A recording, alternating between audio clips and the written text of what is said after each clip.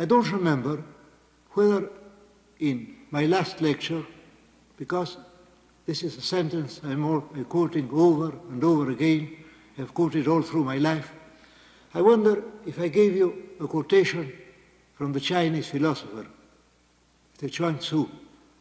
Chuang Tzu dreamt that he was a butterfly, and on waking up, he did not know whether he was a man who had a dream of being a butterfly, or a butterfly was now dreaming he was a man. And this, I think, is the finest of all. Firstly, because he begins by a dream, so that afterwards, when he wakes up, when he awakens, his life has still something dreamlike about it. And secondly, because with a kind of almost miraculous happiness, he has chosen the right animal. Had he said Chuang Tzu had a dream that he was a tiger, then there would be nothing in it. Because while a butterfly has something delicate and evanescent about it, that is to say, if we are dreams, the true way to suggest a dream is a butterfly and not a tiger. Or, for example, Chuang Tzu had a dream that he was a typewriter, that would be no good at all, no? Or that he was a whale, that would do him no good. I think he's chosen just the right word for what he's trying to say. And we will try and follow another pattern. This is a very common one. The idea, the linking up of the ideas of life,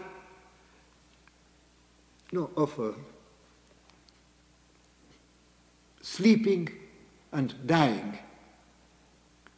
This is quite common, in common speech also.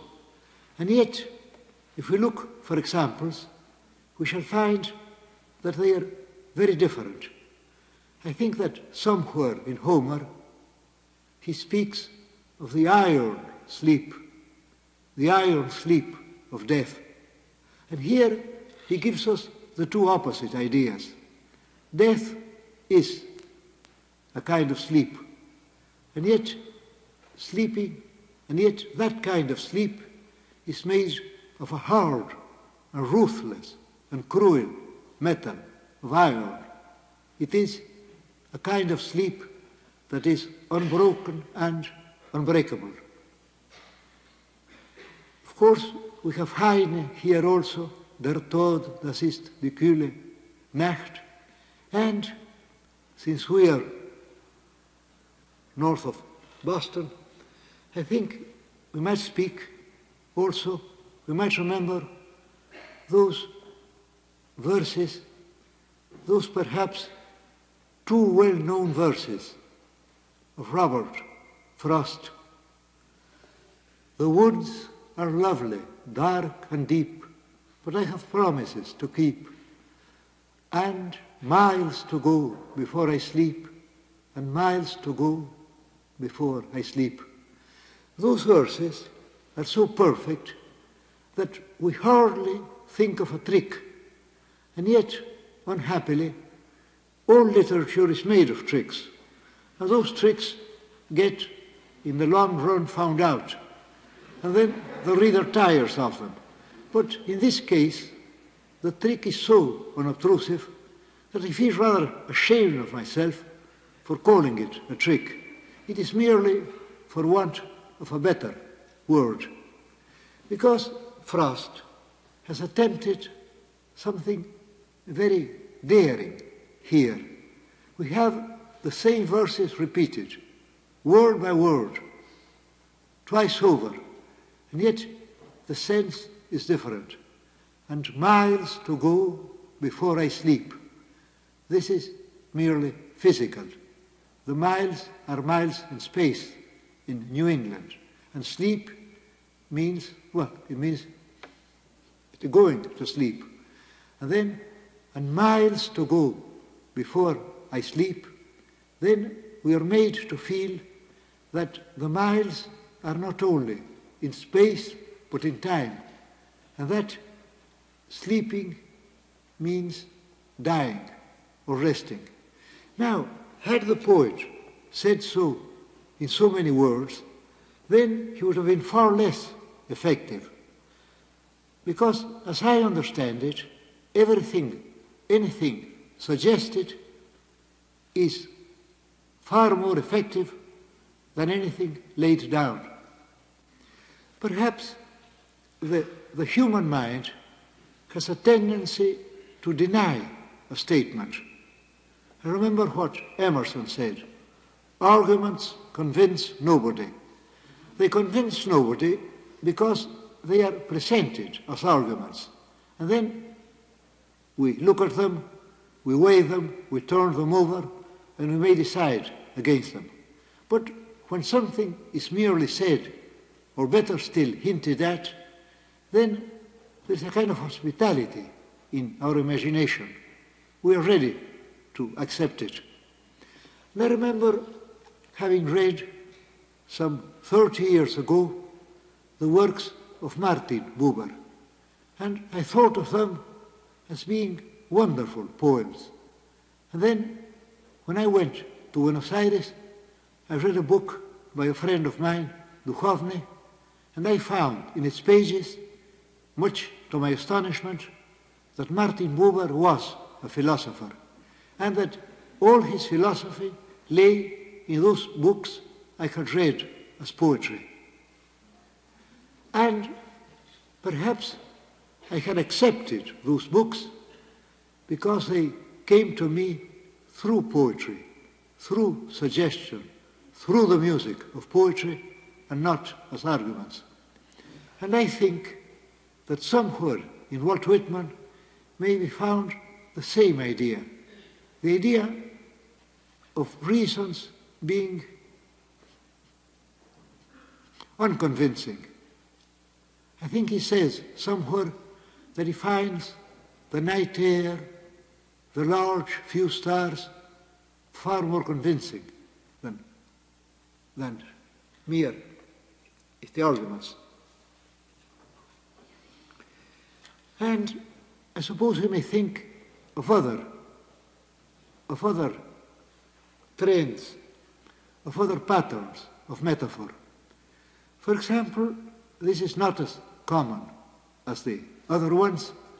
We have the idea of a battle and of a fire, and we find this in the Iliad, the idea of a battle blazing like a fire. And also we have the same idea in the heroic fragment of Finnsburg. In that fragment we are told of the Danes fighting the Frisians, of the glitter of the weapons, of the shields and swords, and so on. And then the writer says that it seemed as if all Finnsburg, as if the whole castle of Finn were on fire. This, of course, is not as common as the other ones. Now, we may suppose that I have left out some quite common patterns. We have taken so far eyes and stars, women and flowers, time and rivers, life and a dream, death and sleeping, fire and battles. And perhaps, had we time and learning enough, we might find half a dozen other patterns. And perhaps those might give us most of the metaphors in literature. Now, what is really important is the fact not of there being a few patterns, but of those patterns being capable of almost endless variations, so that perhaps a reader who cared for poetry and not for the theory of poetry might read, for example, I wish that I were the night, and then afterwards a monster made of ice, or the stars look down and never stop to think that those can be traced back to a single pattern. Now, if I were a daring thinker, but I am not, I'm a very timid thinker, I'm groping my way along, I could, of course, say that only a dozen or so patterns exist, and that the rest of metaphors are mere arbitrary games. This, of course, would amount to a statement that between the 10,000 things of the Chinese definition, only some 12 essential affinities might be found. Because, of course, you can find other affinities that are merely astonishing, and astonishment hardly lasts for more than a moment. I remember now that I have forgotten quite a good example of the dream and life equation, but I think that I can recall it now, by the American poet Cummings. These are 4 verses. I think I must apologize for the first. Evidently, it was written by a young man writing for young men, and I can no longer claim that privilege. I think I'm far too old for that kind of game. But the stanza should be quoted in full. God's terrible face, brighter than a spoon. I'm rather sorry about the spoon, because, of course, one feels that he thought at first of a sword, or of a candle, or of the sun, or of a shield, or of something traditionally shining. And then he said, no, after all, I'm modern, so I'll work in a spoon. And so he got his spoon. But we may forgive him that for what comes afterwards. God's terrible face, brighter than a spoon, collects the image of one fatal word. This second line is better, I think. And, as my friend Murchison said to me, in a spoon we also have many images collected. I had never thought of that, because I had been taken aback by the spoon, and so I did not want to think much about it. So, God's terrible face, brighter than a spoon, collects the image of one fatal word, until my life, that light, the sun and moon. Here there is a kind of strange simplicity, resembles something that has not occurred, resembles something that has not occurred.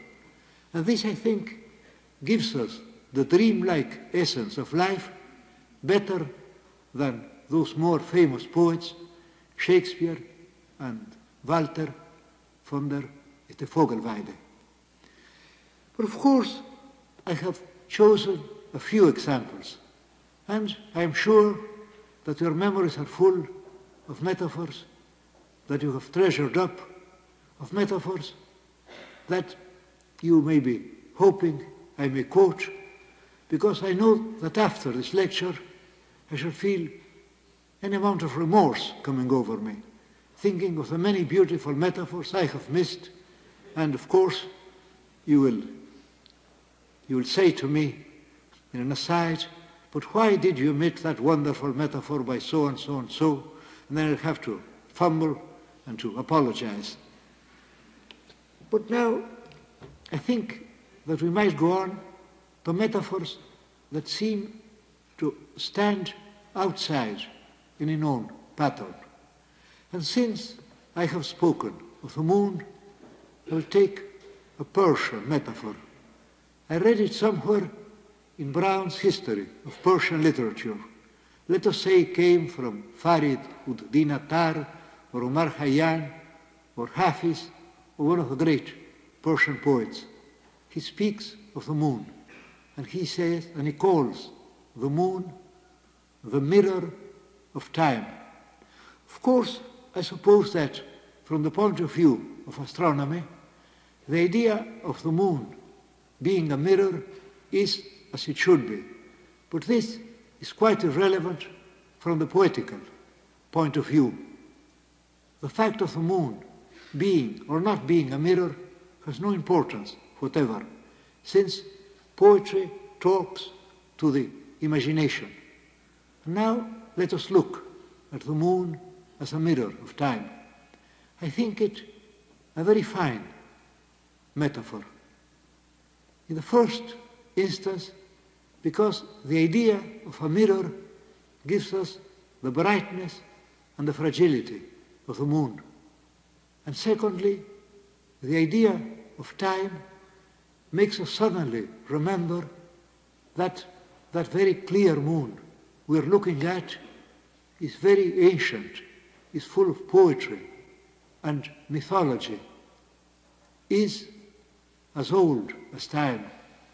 And since I spoke of as old as time, I must quote another verse, a verse that perhaps is bubbling up in your memory. I can't recall the name of the author. I found it quoted by Kipling in a not too rememberable book of his called From Sea to Sea. A rose-red city, half as old as time. Had the poet written a rose-red city as old as time, he would have written nothing at all. But half as old as time gives it a kind of magic precision. The same kind of magic precision that is achieved by that strange and common English phrase, I will love you forever and a day. Forever means a very long time, but it's the abstract to appeal to the imagination. We have the same kind of trick, I apologize for the use of that word, in the name of that famous book, The 1001 Nights. For the 1,000 nights mean to the imagination the many nights, even as 40 used to mean many in the 17th century. When 40 winters shall besiege thy brow, writes Shakespeare. And I think of the common English expression of 40 winks for a nap, for 40 means, I suppose, many. And here we have the 1,000 nights and a night, even as a rose-red city, and then the fanciful precision, half as old as time, which makes it, of course, longer. And now let us consider different metaphors. And I will go back, inevitably, we will say, to my favorite Anglo-Saxons. I remember that very common kenning, calling the sea the whale road. Now I wonder whether the unknown Saxon who first coined that kenning knew how fine it was. I wonder whether he felt, but this need hardly concern us, that the hugeness of the whale emphasized or suggested the hugeness of the sea. There is another metaphor, this is a Norse one, about blood, and the common kenning for blood is the water of the serpent. And in that metaphor we have the suggestion, to be found also among the Saxons, of a sword as being an essentially evil being, a being that lapped up the blood of men as if it were water. And now we have the metaphors for battle. Some of them are quite trite. For example, meeting of men. Here perhaps there is something fine in the idea of men meeting to kill each other. It is as if no other meetings were possible. But we also have the meeting of swords, the dance of swords, the clash of banners, the clash of shields, all of them may be found in the Ode of Brunenburg. And there is another, I think, a fine one, Torn Yemeot, a meeting of anger. Here, perhaps, the metaphor is impressive because when we think of meeting, we think of fellowship and of friendship. And then there comes the contrast, the meeting of anger. But these metaphors are nothing, I should say, compared to a very fine Norse and, strangely enough, Irish metaphor about the battle. The battle is called the web of men. The word web is really wonderful here, for in the idea of a web we get the pattern of a medieval battle. We have, for example, the swords, the shields, the crossing of the weapons. And then also there is the nightmare touch of a web being made of living beings, a web of men who are dying and killing each other. And there suddenly comes to my mind a metaphor from Gongore that is rather like the web of men. I will quote it first in English and then in Spanish. He's speaking of a traveler who comes to a barbara aldea, to a barbarous village. And then that village weaves a rope of dogs round him. Como suele tejer, I suppose it's pronounced in that way, bárbara aldea, soga de perros contra forastero. So that we have, strangely enough, we have the same image. The idea of a rope or a web made of living beings. And yet, even in those cases that may seem to be synonyms, there is a difference. There is quite a difference.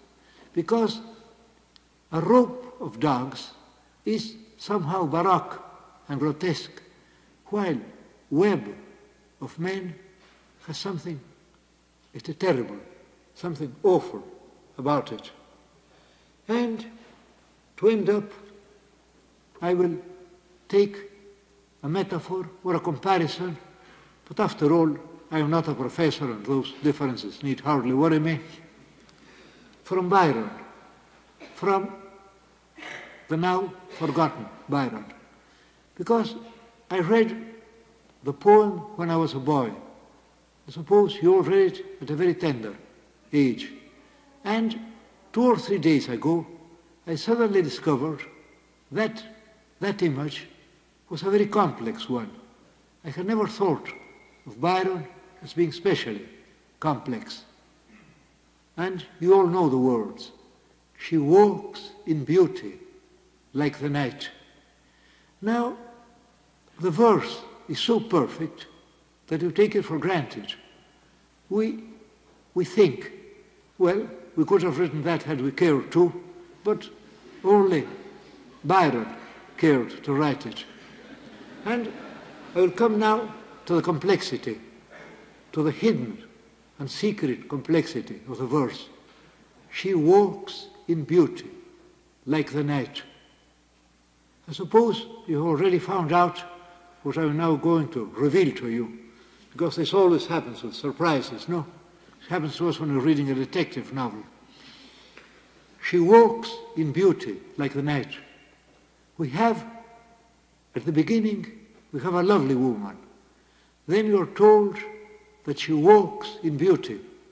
This somehow suggests the French language, something like vous êtes en beauté, and so on. But she walks in beauty like the night. So that we have, in the first instance, a lovely woman, a lovely lady, likened to the night. But in order to understand the verse, we have to think of the night as a woman also, because if not, the verse is meaningless. So that within those very simple words, we have a double metaphor. A woman is likened to the night, but the night is likened to a woman. I do not know, and I do not care whether Byron knew this. I think if he had known it, the verse would hardly have been as good as it is. Perhaps before he died, he found it out, or somebody pointed it out to him. And now we are led to the two obvious and major conclusions of this lecture. The first is, of course, that though there are hundreds and indeed thousands of metaphors to be found, they may all be traced back to a few simple patterns. But this need not trouble us, since every metaphor is different. Every time that the pattern is used, the variations are different. And the second is that there are metaphors, for example, the web of men or the whale road, that may not be traced back to definite patterns. So that I think that the outlook, even after my lecture, is quite good for the metaphor.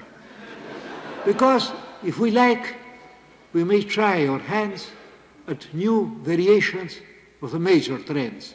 And the variations will be very beautiful, and only a few critics like myself will take the trouble to say, well, there we have eyes and stars, there we have time on the river over and over again.